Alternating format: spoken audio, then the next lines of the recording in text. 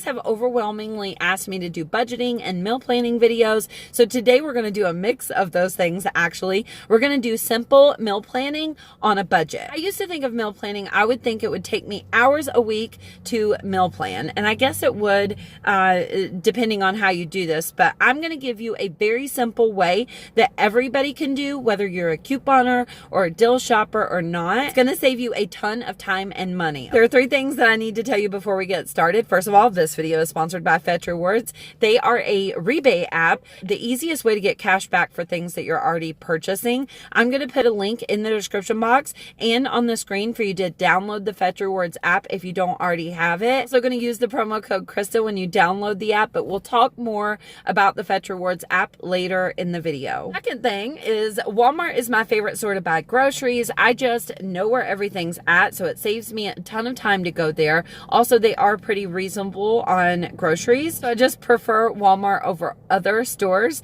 but you can use these tips at pretty much any store that you shop at for groceries. The last thing is I've been doing this method for about 8 months now. I'm sure when I started, I probably got the tips and tricks from the internet, so these are not all my original ideas. I just don't want to take credit for something I didn't come up with. First tip is quite obvious actually, and it's to buy off-brand or store brand items. But the problem with that is I don't prefer the off-brand items. I almost always like the name brand items a lot better, and so do my kids. Right? I found 4 items for you guys that almost always have exactly the same ingredients as the name brand 100% of the time. I'm going to give you a list of the 4 items: that's cereal, pasta and sauces, and then canned foods. 8 months ago when I started doing this method, I noticed very quickly that the off-branded items were either on the top shelf or the main bottom shelf. I don't know why that is. I wonder if it's because the name brand items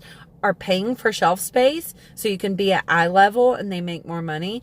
If that's true, let me know if you guys know in the comments.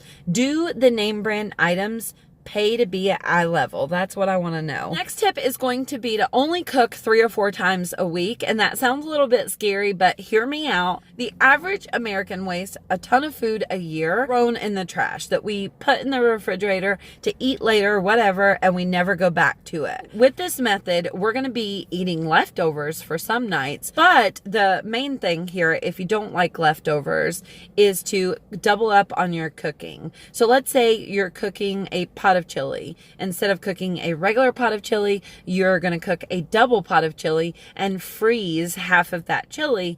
And then the night you want to eat it, obviously you can just get it out of the freezer, warm it up, and you're ready to rock and roll. Or if your family likes a lot of variety, what you can do is if you're cooking beef stroganoff, you can also maybe throw some fried chicken in the air fryer or the oven, be cooking a totally different meal while you're cooking tonight's dinner. So you can freeze that other meal or just put it in the refrigerator for the next day. This saves me a ton of time. I absolutely love cooking that way. Sometimes I cook more than 2 meals at once too, just depending on what it is. Kind of leads us into our next tip, a notebook. Now, I like a physical notebook for this, but you can do it however you want. You can do it in the Notes app in your phone. You can save it in a folder in your photo gallery, whatever you want to do. You're going to choose 15 to 25 meals, depending on how much variety your family likes.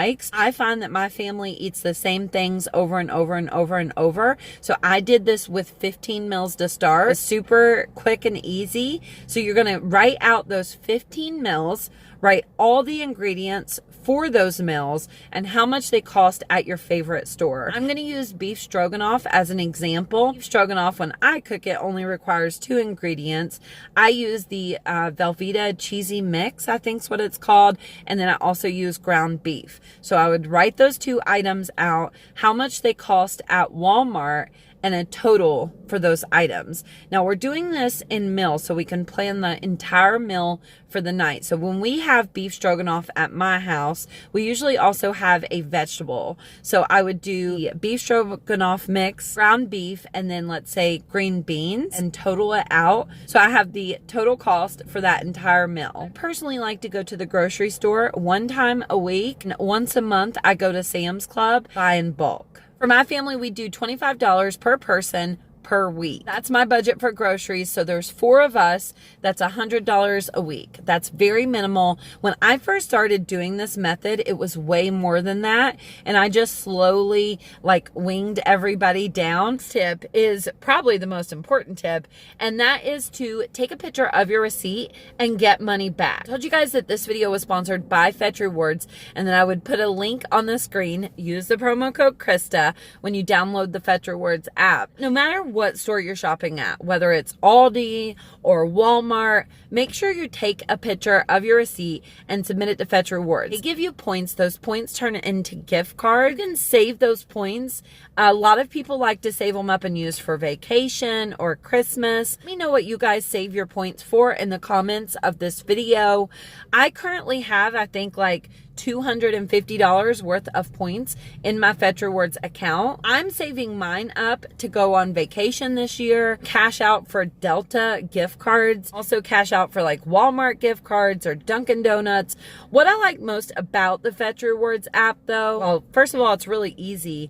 And secondly, they don't make you wait till you get to $20 to cash out like a lot of the other rebate apps do. Literally cash out for a $3 gift card for some places like Dunkin' Donuts. For Walmart, you can get as low as a $5 gift card. Sometimes there's free items on the Fetch Rewards app altogether. That will save you money, of course. Just know that rebates do vary by user. How it works with Fetch Rewards is they have hundreds of brands that you can buy their items and get points back. Also have select offers, so you can go in store and look for those exact items, and it tells you exactly how many points you'll get back when you buy those items. Whether you're looking for specific items or you're just randomly buying items, make sure you take a picture of your receipt and submit it to the Fetch Rewards app. Submit up to 14 receipts in a 7-day period. That's a great way to save money on your groceries. I would also say if you could only pick one of the rebate apps to start out with to save money on your groceries,